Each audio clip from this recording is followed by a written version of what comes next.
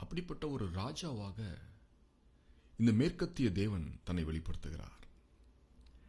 அவருக்கு வெகுமானங்கள் எங்கிருந்து வருமாம்? தர்ஷீஸின் ராஜாக்களிடத்திலிருந்து வரும். தர்ஷீஸ் என்று சொல்லும் பொழுது ஆங்கிலத்தில் டார்ஷீஸ் என்றும், இன்னுமாய் வரலாற்று குறிப்புகள் ஸ்பெயினிலிருந்து வருகிற ராஜாக்களை குறிப்பதாக இந்த வார்த்தை அமைந்துள்ளது என்றும் சொல்கிறார்கள். கடல் பயணத்திலே பெரிய சாதனைகளை செய்தவர்கள் என்று நாம் ஸ்பெயின் நாட்டு ஜனங்களை சொல்லலாம். அவர்களுடைய குணாதிசயங்கள் கிறிஸ்து பிறப்பதற்கு முன்பதாகவே அப்படிப்பட்ட ஒரு பணியை அவர்கள் செய்து வந்தார்கள் என்று நாம் அறிந்து கொள்ள வேண்டும்.